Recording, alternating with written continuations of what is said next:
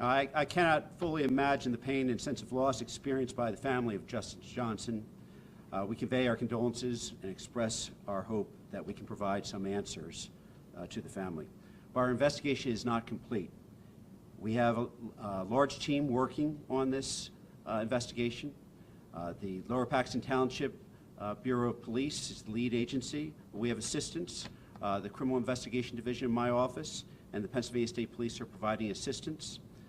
The analysts from the Pennsylvania State Police have been invaluable in this effort, and we continue to investigate this matter so that we can have a complete investigation before we report on our findings.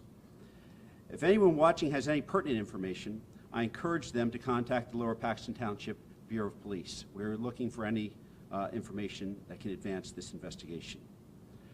But as I say that, I want to observe that we have gotten information and posted on Facebook, on Penn Live's Facebook, from individuals purporting to have direct knowledge that didn't have any direct knowledge. And when we followed up, they posted information on Facebook claiming that they had knowledge. When interviewed, they said, I didn't have any knowledge. I just thought that's what sort of people wanted to read.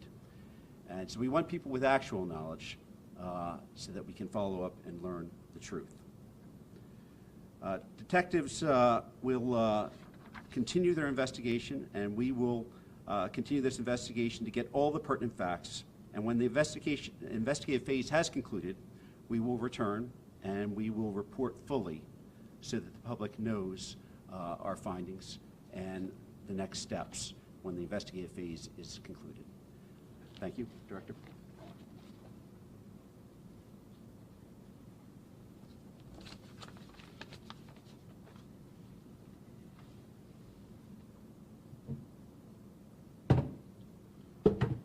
Good morning, everyone. I'm Adam Koshiba. I'm the Director of Public Safety here in Lower Paxton Township. Before I begin, I too would like to express our agency's most sincere condolences to the Johnson family, specifically Mr. Johnson, the Johnson family, and friends. My intent this morning is to provide you with updated information relating to this investigation as we know today. Understand that this information is just that, it's an update. This investigation, as you have heard from the district attorney, is still ongoing, and there is a lot more to do. We have discovered thus far from extensive interviews, forensic downloads from numerous devices, video evidence, and many other avenues, several things. So everyone has an idea of the magnitude of just the cellular data that we're trying to analyze. One device, just one device that we have examined thus far, had contained over 250 gigs of data, and that forensic download took 2 days to complete, and we're not speaking of the analyzing of that data, just the download.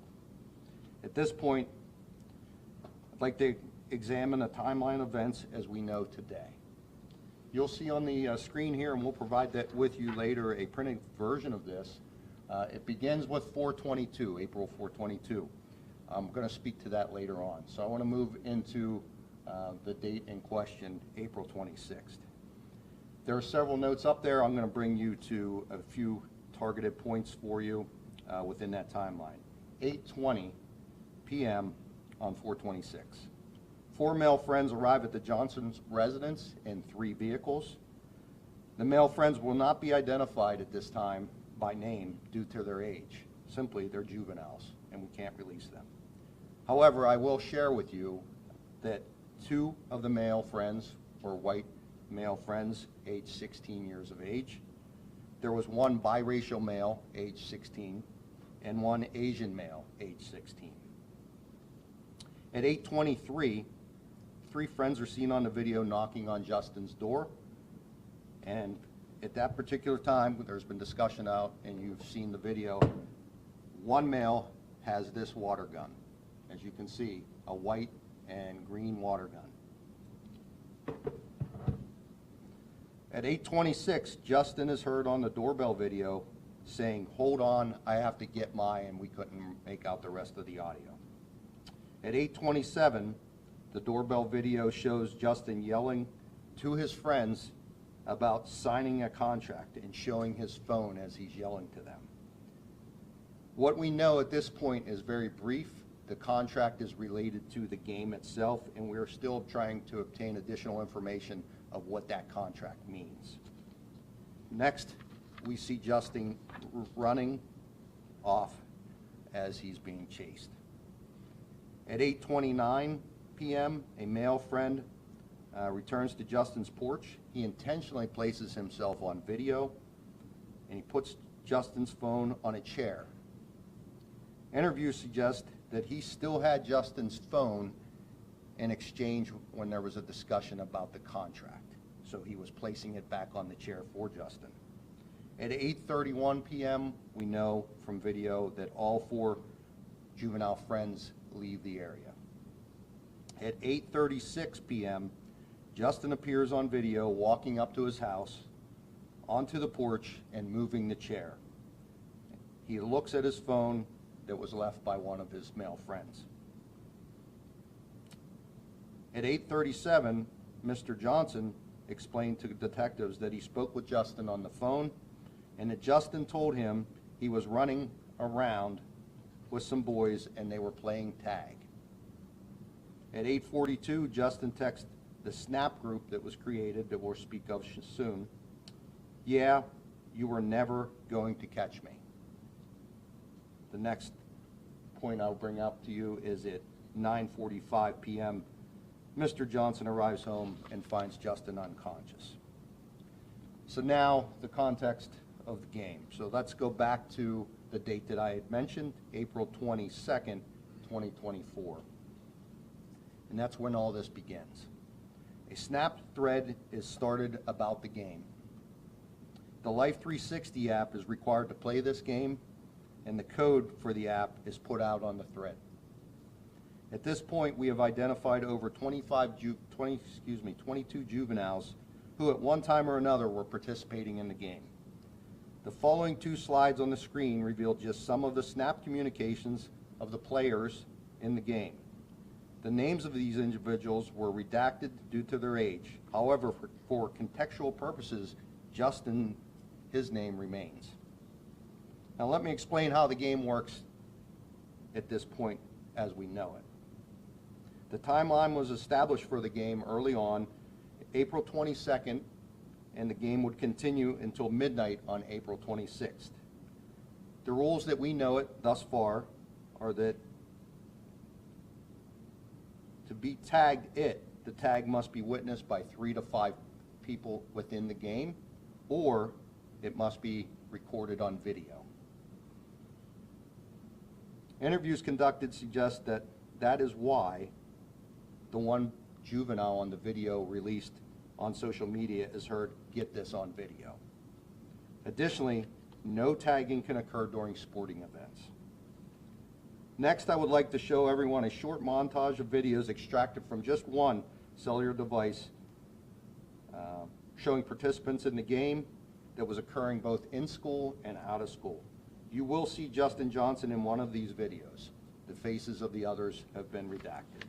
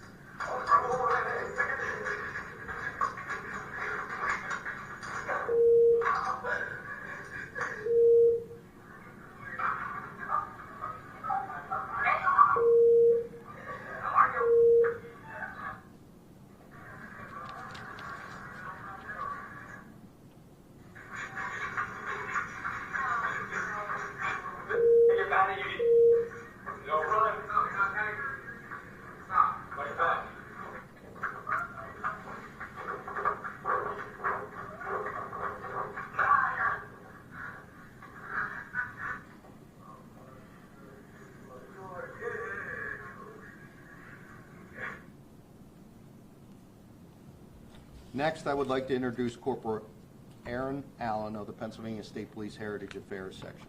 Thank you.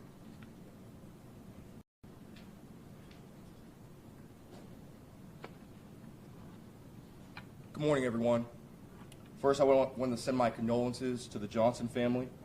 My name is Corporal Aaron Allen with the Pennsylvania State Police Heritage Affairs Office. What my office does, we respond, we investigate, we monitor any sort of hate crimes, bias-related incidents, or any acts of racial tension that happen throughout the entire Commonwealth of Pennsylvania. Some incidents I've been heavily involved in and our office has responded to and monitored have been the Tree of Life Synagogue massacre that happened right in the Pittsburgh area, and the East Pittsburgh shooting with Antoine Rose Jr., amongst a lot of other high-profile incidents of that manner. My office was brought in very early within this investigation as an additional resource throughout this investigation. We will continue to work closely with the Lower Paxton Police Department, District Attorney's Office, and any other resource to make sure there's no hate or bias detected within this investigation. I want to ensure to the public that the Lower Paxton Police Department, Pennsylvania State Police, and all other resources are exhausting all resources available to ensure a thorough investigation. Thank you.